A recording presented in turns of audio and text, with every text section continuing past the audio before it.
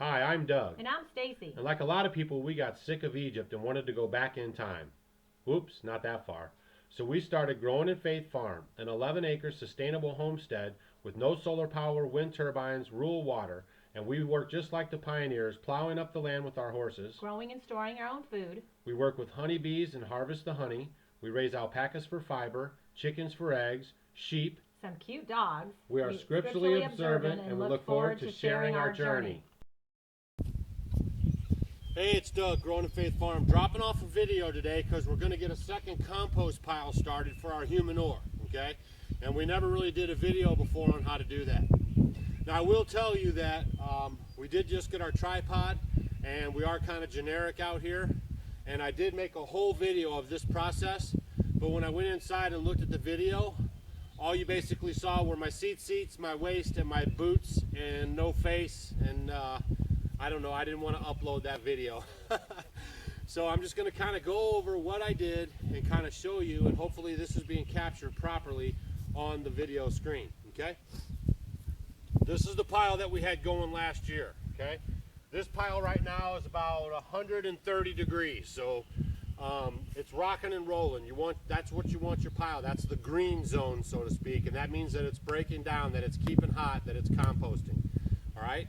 Now, I will tell you that when you're composting your toilet, and let's say it's winter time and you look at your thermometer and it says like 40 or 50 degrees, don't freak out, okay? Sometimes when it gets winter outside, the pile will slow down, but I will assure you that in the springtime or when the weather gives, it will jump back up and warm up, all right? Now, we add to our pile, obviously, all year long. So if you're adding to your pile in the wintertime and you want to try to help get the temperature up, make sure you're adding your food scraps, which you don't give to your chickens. You're adding your food scraps into the pile, just like normal too. You want to do that anytime, is to use your food scraps in with your humanure and put it all in the compost pile, okay? So what I did basically is I had that pile already going. I came out and drove 2 T-posts, and then I connected some pallets to the back and to the side, and then the front here to make like a door, okay? That's what I did. But you were here for it, but then you weren't here for it, and now you're back here for it. So inside there, I dug out the bottom of the floor, okay? I made a concave, a kind of a deep, maybe almost like 6-7 inches deep, and then I piled the dirt up around the pallets, okay, making like a saucer or a bowl, if you will. And then I took a bunch of straw and I put it in there, kind of stepped on it, kind of filled it up, about 4 or 5 inches worth of straw. They call that the sponge, okay? So I put that in there, and then I started dumping my buckets on there. We had, all of our buckets were dirty, so I added all my buckets into there. And then when I was done with adding all my buckets, I rinsed them out using our rainwater, a little dab of our soap that we use around here, and then I used the toilet brush, cleaned out the buckets real good, and then each bucket went into the next bucket, into the next bucket, into the next bucket, and the last bucket goes right on your pile, okay? Then when I got done with that, I put the straw all over the top, nice and thick and heavy, okay? And that's what you do for the first time. Now when I come back later on, when we're ready to put more in, I will open this door and I will, let me see if I can move this for you here. Sorry about that. Trying to get you the best angle here. Let me double check that. Make sure you're just getting it all the view here, and hopefully I'm standing in there this time. Now, what you do when you want to add to it again is you get in the middle and you pull it all the way back, push it up against the walls inside of here. Even the sawdust in the poop pile, okay? You want to make a big hole in the middle of that. Then you add your buckets into the middle of that hole, and then after you wash and do everything just like you did here, you pull everything over the new pile, okay? You try to cover it back up with everything that you pushed off to the side, even the straw, everything. Then you put a new layer of straw down on top of that, okay? If you ever smell your pile, that means you don't have enough straw or leaves or organic material on the top, okay? Because it never has a smell. The buckets never smell after they've been cleaned, okay? After we clean our buckets, we basically leave them out here for the day. They get sunshine and fresh air on them, and then I'll bring a bucket back in the house in the evening or afternoon, or if I have an emergency sooner. But you get the idea. And then the buckets just stay out here and air out until we need another bucket inside, okay? One thing for sure, when you're doing this, when you're handling this material and cleaning these buckets out, make sure you don't have any cuts or anything on your hand. If you do, just wear some gloves. Make sure you wash your hands when you're done handling this.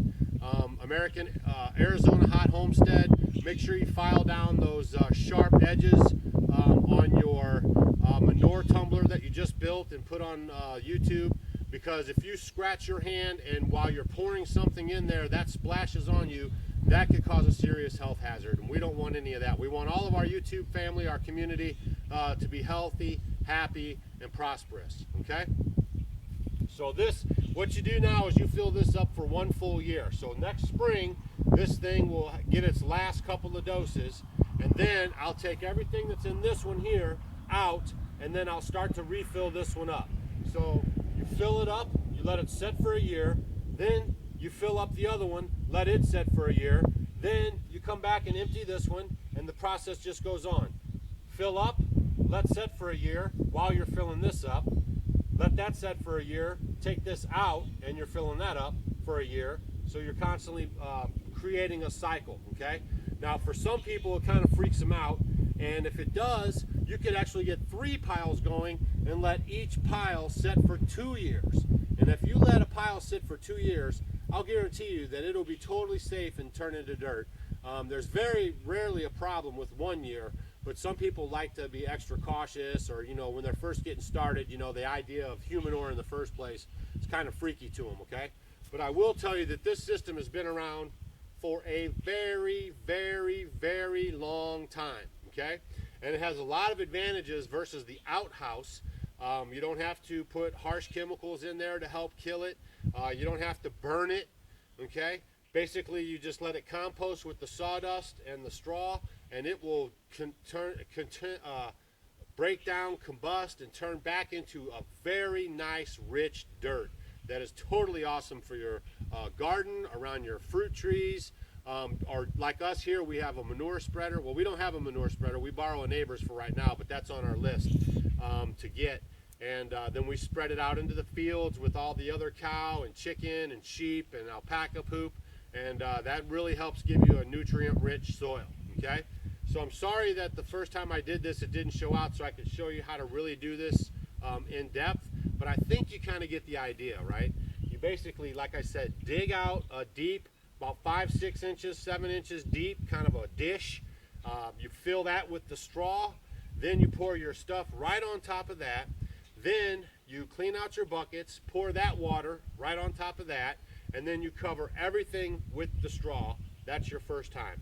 Every time you revisit the pile, you're peeling everything out of the center towards the edges, then you're dumping your new stuff inside of there, into that center, and then you're cleaning out your buckets, pouring that water on there, and then pulling everything back over the top of the new stuff, even the straw from the sides, and then you add more straw on top, and you should never smell your pile. You should never have problems with bugs. We keep a wire rack over the top. You can see that.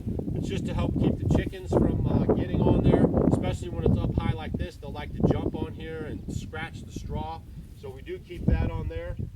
For the lower pile, probably not right now. They won't get in there because it's low and they'll feel like they're going to get trapped in there. So, but we don't have any problem with varmints. You might see a mouse in there every once in a while, which is totally fine. That actually is a good sign. So hopefully this was helpful to you on starting your own humanure pile. Saved us thousands and thousands and thousands of dollars on a septic tank and repairs and maintenance, far on down the line, because septic tanks are known to go bad and known to have a problem. And we didn't want to do a lagoon type situation either. We did a lot of research, and we found that this is going to be the best solution to our humanure problem. Okay, I'm going to walk over here real quick and grab the camera. I'm going to show you. All right, I'm going to show you. This is a pile that we're going to take down this year. This pile has been here, I guess, 2 2 years, and you can see that it's all broke down, and it's ready. It's just good dirt. It's really good. It's very loomy, you know, very not compact. It's very loose. So that's really going to make some nice dirt. Stacy puts them around our berries and whatnot. So, you know, we've done this system now. We've already emptied that pile over there, but we've done this system for a while now, and we can definitely tell you that it works. Okay. And I know that's about it. So we want to say thanks for coming by to Growing in Faith Farm. A couple of things, our public service announcements. We want to tell you that we really appreciate everybody sharing our videos, leaving comments, and subscribing. That's awesome. We're putting down everybody's name, and we're going to hold this open till April 15th, so all the new people that are getting this video shared with them have time to subscribe, comment, and share also. And then by April 15th, we're going to put everyone's name into a drawing, and then we're going to draw out 2 winners, a first place and a second place. All right. Now, if you watched our how to make a kombucha video and you wanted a SCOBY, we had people that wrote to us at the P.O. box that's in our description below. We also had people just use the PayPal and the Google Wallet to take care of it that way, and then they emailed us their information. If you did do that, we're getting ready for Passover right now, so we're going to be sending out the SCOBYs next week, okay? And we wanted to have a little more time for whoever wanted to get in on the SCOBYs to get it on the first run. And then if you're watching this video and it's after the first week of April and you think, man, I want to get a SCOBY, you can always write to us at our P.O. box, send us an email at growinginfaithfarm@gmail.com, visit our website, growinginfaithfarm.com, growinginfaithfarm@gmail.com, right? I think I said it right. Or you know, just leave a comment on one of our videos, and we'll coordinate with you if you'd like to get a SCOBY from us, and we'll send it out to you. And just remember that anything that we offer up, if you can't afford it, we'll always be glad to send it out to you at no charge. We have some people that donate a little bit of extra money to help just with that cause. And we'd also like to say thanks for the people that are supporting our channel, that are using the PayPal link on the face of our channel to help support the channel, and the Google Wallet on the side here to say thank you for that. $1, $5, $10, $100, $300. That really helps us out. It helps us maintain the homestead. Basically, we're putting these videos out there that to help you, to edify you, to teach you, and for you to take time out and reward us for that, to show that there is value in our content. We do really, really appreciate it. We can't say thank you enough. We have our big water project coming up, and to be honest with you, I mean, it takes a couple $1,000s, and of course you know that we've unplugged from the system. We live on a very minimalist type of income, so any help that anyone could ever give to our channel is always appreciated, and will be used to bring projects to our channel that you can see how we operate on our homestead, and maybe even help speed up the process. Otherwise, we got to just keep saving and trudging along until we could actually get it done, because we don't do credit cards or anything like that, and you know our story. So we want to just say thank you to everybody who supports our channel. If you've been thinking about supporting our channel, just know we work hard to bring you this content. We don't expect anything from you, but we're always appreciative. And we bring you scripture, we bring you homestead ideas, we bring you all these different things. And you know, we just want to say thanks a lot for supporting our channel. Okay, this is Doug with Growing in Faith Farm. Shalom, shalom. Until we see you again. Hopefully I can get this video uploaded today. It's a beautiful day in the Midwest, 70 degrees. And if you got any questions or comments, leave them below. And as always with our videos, like it, share it, and comment. We like an engaged audience at growinginfaithfarm.com, and growinginfaithfarm@gmail.com, and Growing in the Faith Farm on YouTube. All right, it's awesome stuff. So hopefully that was good for you. We moved our piles anyways, in case you're wondering, from here, because when I put those there, I was not really thinking it out too good. And then so after we had them there, I decided that I wanted them further back by the fence, because I'm going to have this whole area here is going to be lined with firewood. We're going to start cutting firewood here in a minute. And our tiny home adventures, Joe up there, he is going to be helping me cut wood. I'm going to be helping him cut wood. So we'll have a collab going where we'll take some video and show how YouTubers get together and get something done. So hopefully you guys will like that too, okay? They're at our tiny home adventure, and it turns out they found us on YouTube, and it turns out they're like 20 minutes away from us. So we're going to try to help them out with some stuff. He's going to come down, help me out, and that's what it's all about, right? Community. It takes a team to make the dream. So again, thanks for watching. We appreciate it, and we'll talk to you soon.